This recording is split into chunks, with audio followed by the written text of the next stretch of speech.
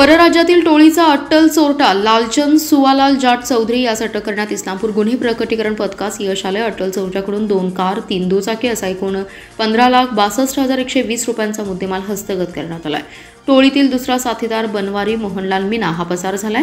Islampur police ठाण्यातील चोरीच्या गुन्ह्याचा तपास करताना गोपनीय बातमीदारामार्फत चोरीस गेलेली बोलेरो गाडी ही शहापूर गाई धनगर माळ येथे असल्याची माहिती मिळाली। गाडी धनगर माळ ते दत्त मंदिर चौक येथे जाताना पोलीस पथकातील राजाराम हांडे यांनी गाडी थांबवली।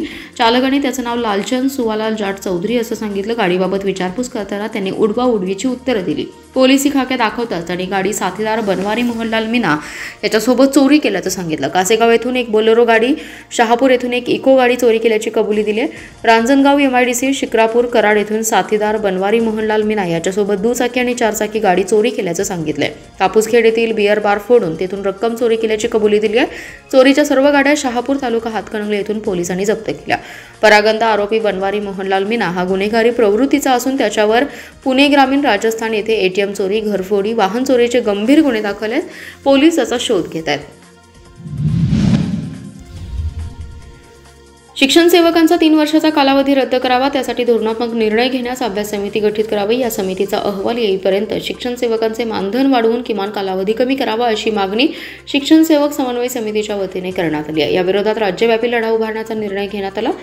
राज्यातील शिक्षण सेवकांच्या व्यथा राज्य सरकारपर्यंत पोहोचवण्यासाठी आणि अन्यायकारक असलेले शिक्षण सेवक हे पद रद्द करावे या मागणीसाठी शिक्षण सेवकांची लवकरच राज्यस्तरीय शिक्षण परिषद घेणार असल्याची माहिती समन्वय समितीचे जावेद तांबोळी, प्रणव शेटे, रोहित दाभोळे, राधिका जगदाळे यांनी केली आहे। जावेद तांबोळी म्हणाले, सरकारने सर्वात मोठी शिक्षक भरती करून सुमारे 21,000पेक्षा जास्त शिक्षकांची पदे भरून शाळेला आणि विद्यार्थ्यांना शिक्षक दिलेत। अनेक वर्ष नोकरीच्या प्रतीक्षेत असलेल्या अभियोक्ता धारकांना नोकरी मिळाल्याचा आनंद आहे, मात्र शिक्षण सेवकांना तुटपुंच्या मानधनावर काम करावं लागते। प्रणव शेटे म्हणाले, D.Ed, B.Ed सह शिक्षक पात्रतेच्या विविध परीक्षा उत्तीर्ण होऊन स्वतःची गुणवत्ता सिद्ध करूनही पुन्हा 3 वर्ष प्रोबेशन कालावधी लावणं अशोभनीय आहे। शिक्षक आमदार जगन्नाथ अभ्यंकर यांनी नुकत्याच झालेल्या हिवाळी अधिवेशनात शिक्षण सेवक हे पद रद्द का व्हावे याबाबत लक्षवेधी भूमिका मांडली। इतर राज्यात शिक्षकांना थेट नियुक्त्या दिल्या जातात, केवळ महाराष्ट्र आणि गुजरात या 2च राज्यात शिक्षण सेवक कालावधी आहे। अनेक वर्षांपासून प्रलंबित असलेल्या सांगली आगाराला अखेर नव्या BS6 बसेस मिळाल्या आहेत। सांगली आगारात 5 बसेस शुक्रवारी सायंकाळी दाखल झाल्या। अत्याधुनिक आणि आकर्षक बसेस पाहण्यासाठी डेपोमध्ये गर्दी झाली होती। या बसेसचा आज आमदार सुधीर गाडगीळ यांच्यासह मान्यवरांच्या उपस्थितीत शुभारंभ होणार आहे। दरम्यान सांगलीला 100 बसेसची गरज असताना केवळ 5 बसेस मिळालेत। उर्वरित बसेस कधी मिळणार हा प्रश्न आहे। महामंडळाच्या सांगली विभागातून विविध आगारात सुटणाऱ्या बसेसची दुरावस्था झाली आहे। सांगली आगारात सध्या 95 बस कार्यरत असून त्यापैकी काही गाड्यांचा वापर लांब पल्ल्याच्या प्रवासासाठी केला जातो। याबाबत महामंडळाच्या अधिकाऱ्यांनी विभागीय कार्यालयाकडे बसेसची मागणी केली होती। याबाबत आमदार सुधीर गाडगीळ, आमदार जयंत पाटील यांनी देखील परिवहन मंत्र्यांना भेटून 100 नव्या बसेस देण्याची मागणी केली होती। बसेसच्या दुरावस्थेबाबत दैनिक जनप्रवासने देखील आवाज उठवला होता। या सर्वांच्या प्रयत्नांना आता काही प्रमाणात यश आले। शुक्रवारी सायंकाळी दापोडी कार्यशाळेतून अशोक लेलँड कंपनीच्या नव्या BS6 या अत्याधुनिक बसेस सांगली दाखल झाल्या। आज शनिवारी आमदार सुधीर गाडगीळ यांच्या हस्ते या बसेसचा शुभारंभ होणार आहे। मात्र मार्च महिन्याच्या शेवटपर्यंत आणखी 20 बसेस सांगलीला मिळतील अशी माहिती अधिकाऱ्यांनी यावेळी बोलताना दिली आहे। महामंडळाच्या स्वमालकीच्या या नव्या बसेस आहेत। अशोक लेलँड कंपनीकडून या तयार बसेस घेतल्या आहेत। या बसमध्ये प्रवाशांना बसण्यासाठी प्रशस्त seat, air suspension, pushback seat, प्रत्येक सीटला चार्जिंग पोर्टची सुविधा आहे। लांब पल्ल्याचा प्रवास या बसमधून आरामदायी होण्यासाठी अनेक सोयी उपलब्ध केल्या आहेत। सांगली शहरातील एका फायनान्स कंपनीमध्ये बनावट सोने तारण ठेवून कंपनीची फसवणूक करणाऱ्या कोल्हापूर जिल्ह्यातील 3घांच्या मुसक्या सांगली शहर पोलिसांनी आवळल्या। यावेळी या 3घांकडून आलिशान कारसह 7,43,000चा मुद्देमाल जप्त केलाय। या प्रकरणी मनी टू फायनान्स कंपनीचे मॅनेजर अमोल यादव यांनी शहर पोलीस ठाण्यात फिर्याद दिली आहे। गणेश आप्पासाहेब पवार, धनाजी रामचंद्र खुडे आणि असलम बापू देवर्षी अशी अटक केलेल्यांची नावे आहेत। शहर पोलिसांच्या गुन्हे प्रकटीकरण शाखेने सदरची कारवाई केली आहे। संशयित 3 जण सांगलीतील मनी टू मी या फायनान्स कंपनीमध्ये सोन्याच्या बांगड्या तारण ठेवण्यासाठी आले होते। यावेळी शहर पोलीस ठाण्याच्या गुन्हे प्रकटीकरण शाखेचे कर्मचारी संदीप कुंभार आणि विशाल कोळी यांना माहिती मिळाली की वसंतदादा पाटील शासकीय रुग्णालय परिसरात असलेल्या फायनान्स कंपनीमध्ये संशयित 3 जण बनावट सोन्याच्या बांगड्या या खऱ्या असल्याचं सांगून तारण ठेवत आहेत। मिळालेल्या माहितीप्रमाणे पथकातील कर्मचाऱ्यांनी त्या ठिकाणी तातडीने जात संशयितांना ताब्यात घेतलं। त्यांच्याकडे कसून चौकशी केली असता सदरचं सोनं हे बनावट असल्याचं त्यांनी सांगितलं। यावेळी त्यांच्याकडून 2 बनावट सोन्याच्या बांगड्या, कार आणि मोबाईल असा एकूण 7,43,000चा मुद्देमाल जप्त केलाय. या बनावट सोने प्रकरणी अटक करण्यात आलेले गणेश पवार, धनाजी खुडे हे दोघेजण पोलिसांच्या रेकॉर्डवरील गुन्हेगार आहेत. या दोघांनी कोल्हापूर जिल्ह्यात बनावट सोने तारण ठेवून फसवणूक तसेच अनेक गंभीर गुन्हे दाखल केले असल्याची माहिती पोलिसांना मिळाली. शिक्षकांना कमी वेळेत सहकार्य लाभलं आणि गुरूंवरती विश्वास दाखवला, प्रेम दिलं, मदत करता हेच समाजाकडून अपेक्षित असतं. ते या चिंचणी गावाकडून चांगला प्रतिसाद मिळालाय. त्याच कृतीतून चांगली ऊर्जा मिळाल्याने चिंचणी गावाच्या सहभागातून नवी दिशा मिळत असल्याचे प्रतिपादन जिल्हा परिषद मुख्य कार्यकारी अधिकारी तृप्ती धोडमिजे यांनी व्यक्त केलंय. तर कडेगाव तालुक्यातील चिंचणी हनुमंतनगर जिल्हा परिषद प्राथमिक डिजिटल सेमी इंग्रजी शाळेतील राज्यस्तरीय धनुर्विद्या स्पर्धेतील यशस्वी खेळाडूंच्या सत्कार समारंभ प्रसंगी बोलत होत्या. यावेळी किरण सायमोते, गटविकास अधिकारी प्रशांतराव, जालिंदर वाझे, जी.एस. चव्हाण, सुनील लोहार, पवन चव्हाण उपस्थित होते. त्या पुढे म्हणाले की कित्येक वर्षांनी पाहतेय की शिक्षक, सरपंच, अधिकार वर्गातील मुले जिल्हा परिषद शाळेत शिकतायत. पिढी चांगली घडत असल्याने या शाळेकडून नवीन कल्पना शिकायला मिळाली असल्याचंही व्यक्त केलंय. उपक्रमशील शिक्षक रामलिंग खाडे यांनी घेतलेला नाविन्यपूर्ण उपक्रमाचं थेट प्रात्यक्षिक विद्यार्थ्यांकडून सादर करून दाखवलं. विशेष म्हणजे इयत्ता पहिलीतील विद्यार्थ्यांनी 1000 पर्यंत इंग्रजीत बेरीज वजाबाकी अवघ्या काही सेकंदात सादर करून सर्वांनाच अचंबित केले. तृप्ती धोडमिसे यांनी विद्यार्थ्यांचा आत्मविश्वास, शिक्षकांचा उपक्रमशील दृष्टिकोन आणि शाळेतील गुणवत्ता पाहून समाधान व्यक्त केले. तसेच ही शाळा जिल्ह्याला प्रेरणादायी ठरेल असा विश्वास व्यक्त करून शिक्षक आणि विद्यार्थ्यांना पुढील वाटचालीसाठी शुभेच्छा देऊन विशेष शाळेला सहकार्य मिळेल असंही आश्वासन दिले. यावेळी केंद्रप्रमुख गोपाळराव हुंडमाने, सरपंच रमेश मदने, उपसरपंच दत्तात्रय माने, मुख्याध्यापक उत्तम मदने, मुख्याध्यापिका माया कुंभार, शिक्षक रामलिंग खाडे, शाळा समितीचे अध्यक्ष संजय महाडिक, शाळा समितीचे सदस्य, ग्रामपंचायत सदस्य, शिक्षक, पालक, विद्यार्थी मोठ्या संख्येने उपस्थित होते. यावेळी प्रास्ताविक सरपंच रमेश मदने यांनी केलं तर सूत्रसंचालन आणि आभार प्रताप महाडिक यांनी मानले. महापालिकेत लाड पागे समितीच्या शिफारसीनुसार सेवानिवृत्त आणि मयत सफारी कर्मचाऱ्यांच्या 7 वारस आणि नातेवाईकांना लिपिक टंकलेखक या पदावर नियुक्ती करण्यात आली आहे.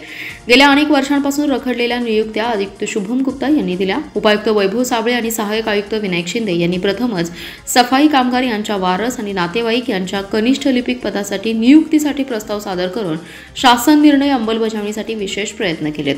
आयुक्त शुभम गुप्ता यांनी देखील सकारात्मक प्रतिसाद देत प्रस्तावास शासन निर्णयानुसार मान्यता दिली. महाराष्ट्र शासन निर्णयानुसार शैक्षणिक पात्रता असलेल्या सफाई कामगारांच्या वारस आणि नातेवाईकांना वर्ग 3 मध्ये नियुक्ती देण्याबाबत शिफारस करण्यात आली होती.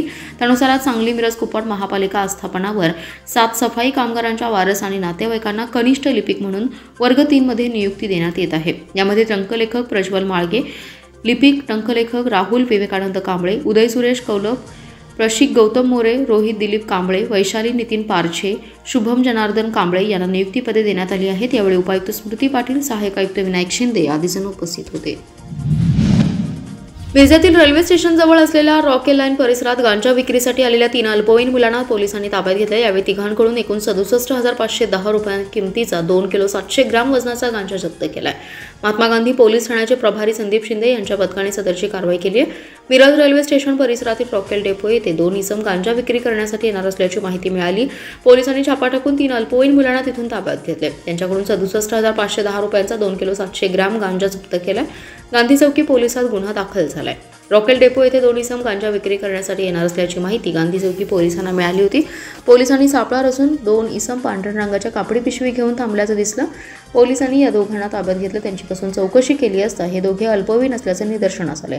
गांजा कोठून आणला याची चौकशी केली असता त्यांनी आणखी एकाकडून विक्री करण्यासाठी सांगण्यात आलं.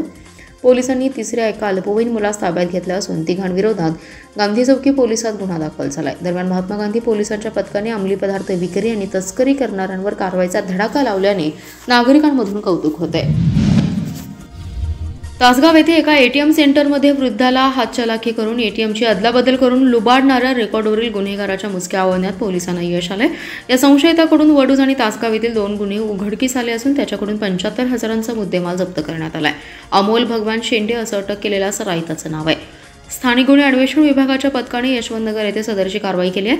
एटीएम सेंटरमध्ये वृद्धांना हेरून त्यांना मदत करण्याच्या बहाण्याने एटीएमची अदलाबदल करून लुटणाऱ्या घटना वाढल्या होत्या. या गुन्ह्यातील संशयितांचा शोध घेण्याचे आदेश वरिष्ठ अधिकाऱ्यांनी दिले होते. त्यानुसार स्थानिक गुन्हे अन्वेषणचे एक पथक शहरात पेट्रोलिंग करत होते. यावेळी पथकातील कर्मचारी सागर लवटे यांना माहिती मिळाली की रेकॉर्डवरील गुन्हेगार अमोल शेंडे हा यशवंतनगर चौक येथे विना नंबरच्या गाडीवरून फिरतोय. मिळालेल्या माहितीनुसार पथकाने सापळा रचून शेंडे याला ताब्यात घेतलं.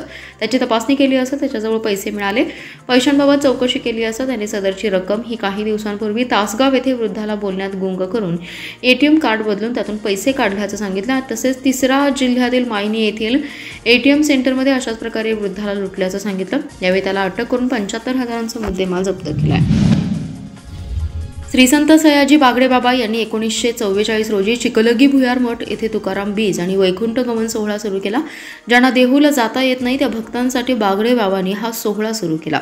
यावर्षीचा हा 81वा सोहळा आहे. त्या 15 व 16 मार्च रोजी हा सोहळा पार पडतोय. या सोहळ्यानिमित्त 2 हरिनाम गजर होणार आहेत. 15 तारखेला विनापूजन, त्यानंतर कीर्तन व भजन. 16 तारखेला सकाळी 9 वाजता चिकलगी भुयार मठाचे मठाधिपती हरिभक्तपरायण तुकाराम बाबा महाराज यांचे काल्याचे कीर्तन. दुपारी 12 वाजता फुले आणि गुलाल टाकण्याचा कार्यक्रम आयोजित करण्यात आला. चिकलगी भुयार मठाचे मठाधिपती तुकाराम बाबा महाराज यांच्या दिव्य सानिध्यात हा सोहळा पार पडणार आहे. 15 मार्चला सकाळी 7 वाजता अमृत पाटील महाराज, अप्पा रामचंद्र माने आणि शिवराया हत्ताळी महाराज यांच्या हस्ते विनापूजन होणार आहे. त्या दिवशी अमृत पाटील महाराज, शिवराया हत्ताळी महाराज, भारत खांडेकर महाराज यांच्या हस्ते मंचपूजन झाले. त्यानंतर अमृत पाटील महाराज, महादेव हिप्परकर, युवराज शिंदे महाराज, वसंत चौगले, पात्रे महाराज, तुकाराम महाराज, शिवराया हत्ताळे, भारत खांडेकर, श्रीशैल कुंभार, सुखदेव येडवे, कुलकर्णी महाराज, होनमाने महाराज, म्हातारबा महाराज, सखुबाई नरळे महाराज, राजगुरू महाराज, महादेव हिप्परकर महाराज यांचं कीर्तन होणार आहे. त्यानंतर हरिभक्तपरायण तुकाराम बाबा महाराज यांचं कीर्तन होणार आहे. 16 मार्चला सकाळी 9 वाजता चिकलगी भुयार मठाचे मठाधिपती तुकाराम बाबा महाराज यांचं काल्याचं कीर्तन. दुपारी 12 वाजता फुलं आणि गुलाल टाकण्याचा कार्यक्रम होणार आहे. या कार्यक्रमात सर्वांनी उपस्थित राहावं असं आवाहन करण्यात आलंय.